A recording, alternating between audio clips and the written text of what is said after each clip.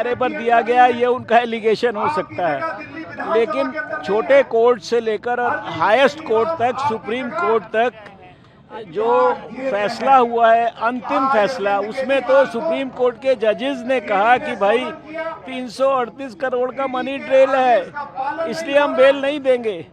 उसका क्या जवाब है? वो तो बीजेपी नहीं कंट्रोल करती ना सुप्रीम कोर्ट को, या बीजेपी हाई कोर्ट को नहीं कंट्रोल करती है, छोटे कोर्ट को नहीं कंट्रोल करती है, तो उसका क्या जवाब है उनके पास? जांच के लिए तो पहले भी बुलाया था ईडी ने, सुबह से शाम तक जांच आखिर उनसे हुई थी ना। अरेस्ट अगर उनको करना होता तब भी कर सकते थे। अब ईडी का तो काम है कि क्राइम को इन्वेस्टिगेट करना और कल्प्रिट को अगर वो है तो जेल तक भेजना, वही वो कर रही है।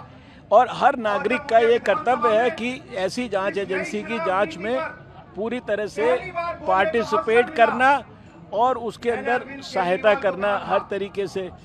ये अगर कट्टर ईमानदार अपने आप को कहते हैं, कट्टर सच्चाई का पक्षधर कहते हैं, तो फिर जो है ये जांच से क्यों भाग रहे हैं? ये तो हमारा कहना है कट्टर ईमानदारी का झूठ बोलने वाले उच्चतम कोटि के कट्टर बेईमान हैं। ये मैं बोल रहा हूँ, एलिगेशन नहीं है ये मेरा, ये अब सिद्ध हो चुका है और ये उनको सिद्ध करके दिखाना है कि वो कट्टर ईमानदार है। और उसके लिए सबसे पहला काम है कि जांच एजेंसीज के सामने जाकर सच बोलें। हम ये नहीं कह रहे कि वो उनको गिरफ्तार कर लो, लेकिन हम कह रहे हैं कि सच्चाई या जांच के अंदर जो भी चीज़ें हो, दूध का दूध हो, पानी का पानी होना चाहिए। जो इन्वॉल्व है उसके खिलाफ सख्त कार्रवाई होनी चाहिए। अब कौन इन्वॉल्व है, कितना इन्वॉल्व है, ये जांच एजेंसी काम कर रही है, मैं नहीं कर रहा हूँ। एमपी में भी आज रोड शो कर रहे हैं, भगवंत मान के साथ केजरीवाल करेंगे, इसके साथ ही अब वो क्या कर रहे हैं मुझे उस पर कोई कमेंट नहीं करना।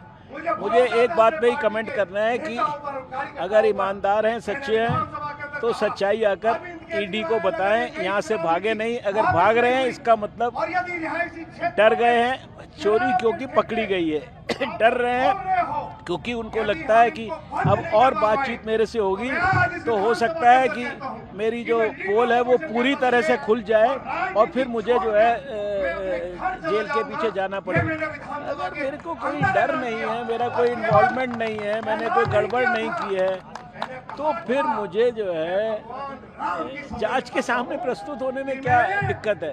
दिल्ली सरकार के एक मंत्री राजकुमार आनंद की अभी आज छापेमारी, मुझे उसकी डिटेल जानकारी कोई नहीं है, मैं इसलिए कोई उस पर कमेंट नहीं कर सकता।